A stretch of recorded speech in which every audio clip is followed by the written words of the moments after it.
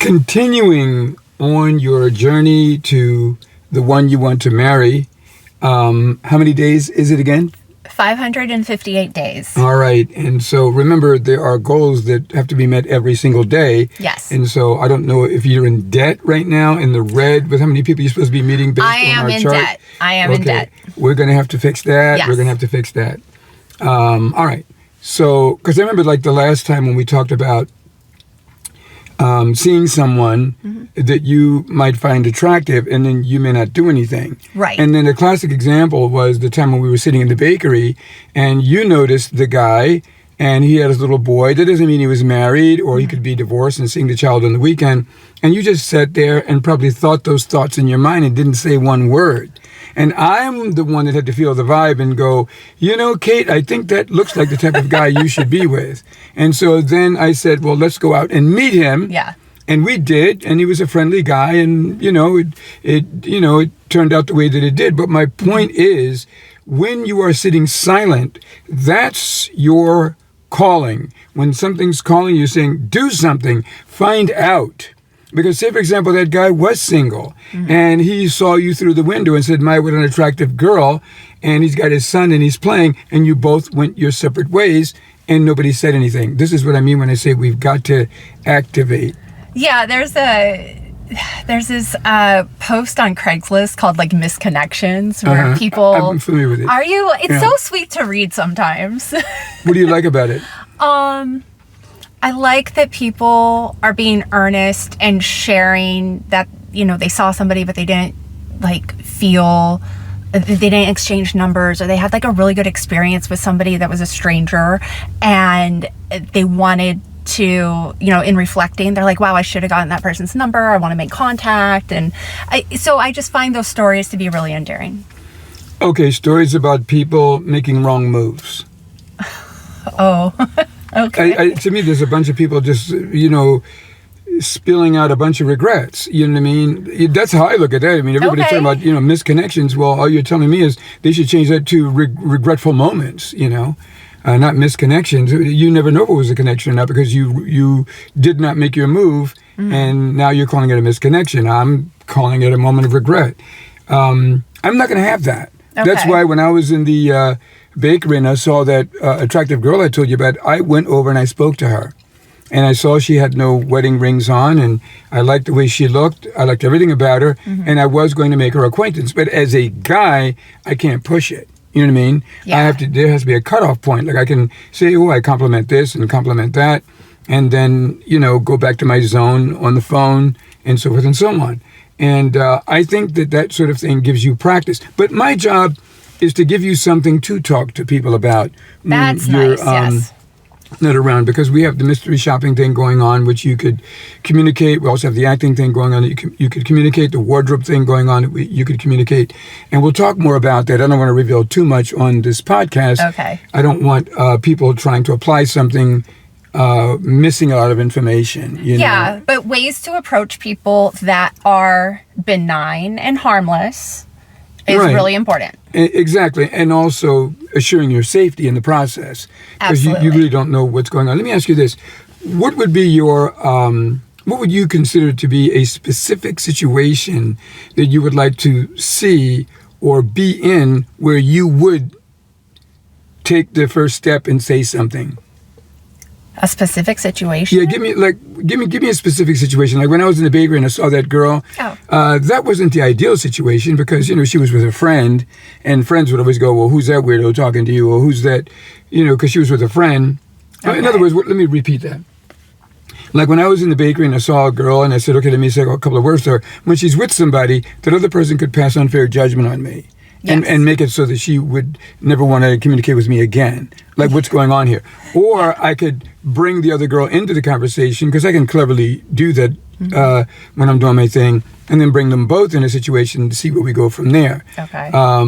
But when I'm saying in your case, and see, so to me, I have to turn that into a good situation by being prepared for if her friend comes over and says something, I got to be able to make her feel welcome also. Okay. And make me feel safe. Because usually I can always do that when I say, oh, I'm over there with some friends. There's my table over there. And they go, oh, so he's not alone trying to pick up donuts and girls, So, But this is why men typically don't approach a woman if she's in a group of other women.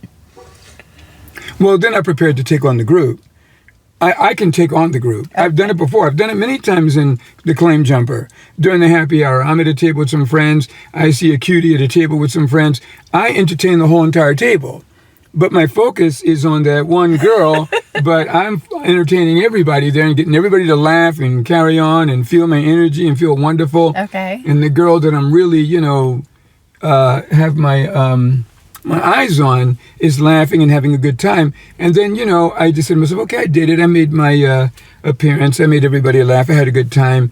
But back to my table. You know what I mean? Not enough to really swap and exchange numbers. Not like what I can do now.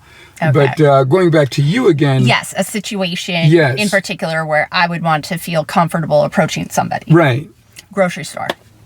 Okay, you feel comfortable in the grocery stores. Yeah. You approaching someone. Well, and I'm in the grocery store a lot. I mean, there's probably 4 different grocery stores that I go to. So that's where I see and say hi to most people that are new. When was the last time you said hi to a male in a grocery store? Probably yesterday. Okay, and what did he do? He said hi. And that was it? That was it. Okay. All right. And so he had an opportunity to engage and he just said hi. He was probably focused on his list, and that's fine. Okay. You give people too much of the benefit of the doubt. I don't do that. Oh. Because I'm a human being. I'm more important than that list. Okay. And that person is more important to me than my list. And I got to really push it. You know what I mean? I have to push until I know in my mind and soul that this isn't going anywhere. But I got to push that. And it is true, like I said, men have to be more careful than women, so I get that part, but women can still, are going to have to now nudge a little bit more beyond the hi, because if you say hi and he says hi, and then that's the end of it, that's where the question would come in.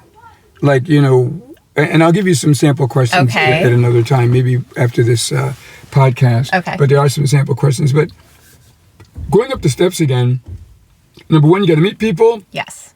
And what does that mean? To make contact. And then they become your acquaintance. And what does that mean?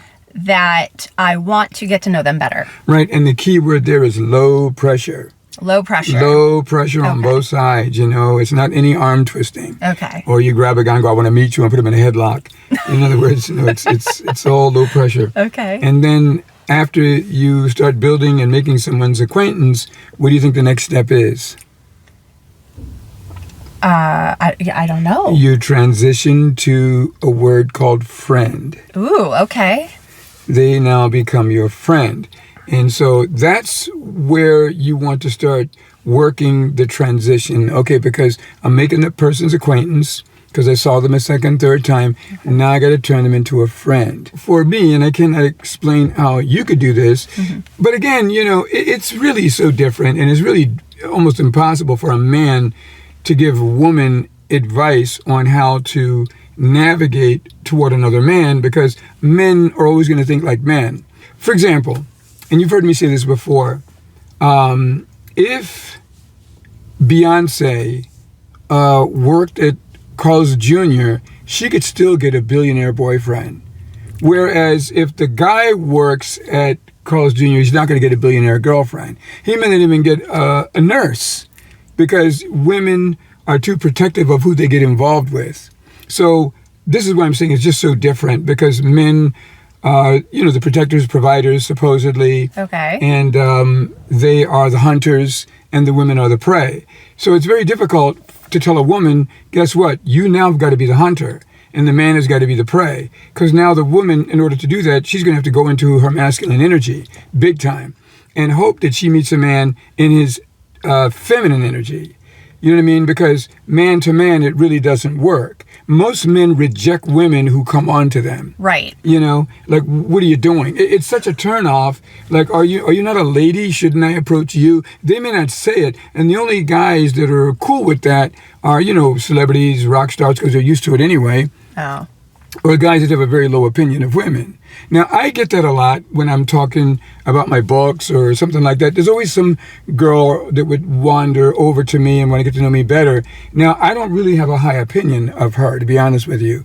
Like, I don't want to mention any names, but you know the one girl that I'm telling you, she's got my number. She stays in touch with me all the time. Yeah. And I don't have a high opinion of her or getting into a relationship with her because she is making it too easy for me and she is chasing me, and that's why I went after Tanya. That's why I went after Sylvia, because those girls were, and Amanda, those girls were difficult. But you see, that's the hard part with women, because they don't know if a man sees you as someone where he's going to up his game to get you. And there was a guy named Cyrus that used to hang out with us in the Bay Area up in Fremont, California. And nobody knew that I was, dating Debbie. Okay. Nobody knew that because we wanted to keep that secret. So I could do what I got to do. Debbie could do what she had to do. She wanted to keep her business private anyway. But men would talk about Debbie. And they would say things like, now you take a girl like Debbie right there, because Debbie would walk in, drop off some paperwork, with the church and then go on about her business. And the guys would say, now you take a girl like that, you got to up your game for that. You have to up your game for a woman like that. And it's so interesting to hear these guys say that because they all had girlfriends. They all had girlfriends, but we were talking about women. But they can recognize a woman that a man has to You up their have game to for. up your game for it, and you have to be up to the job. You have to be up to the calling. Will you up your game for that? And Debbie never said a word. She never said a word. And men know that. And so there are men that say, well, you have to up your game for a woman like that. And a guy would go, nah, she ain't worth it. If she doesn't come up to my level, I'm not going to be really interested. Now, that woman that would get with that guy is setting herself up for abuse. But I'm not for men giving women advice on how to navigate men. Women don't give good advice either. Well, so then I'm stuck. No, hear me out. You're not stuck. Okay. You've got to turn to your intuitive powers. Your intuitive powers will overrule any male coach. It will overrule any female coach. And so this is why my thing is, and anybody can do this, male or female, because we all have intuition and we all have developed it to different grades, different levels of intuition. And most women who get themselves in trouble with men, bad dates, dates from hell, all of this sort of thing is because they lack intuition. And I tell them this all the time when I comment on their videos. I go, you got yourself in a situation because you lack intuition. Intuition is the ability to what? Know the facts without the facts. Okay. And coaches are trying to give you the facts. And that's what I'm saying. You got to know the facts without the facts. Know the facts without the facts. Right. And that's what intuition is. And we'll talk more about that in an upcoming video. Okay. Sounds good, Jason. Thank you so much. My pleasure. Oh, I think Susan's here. Oh, good. Okay. Let me call her over. Okay. She's supposed to call me at 10:30. What time is it? Oh, eight more minutes. Oh. Okay, we can stop, I guess. Okay.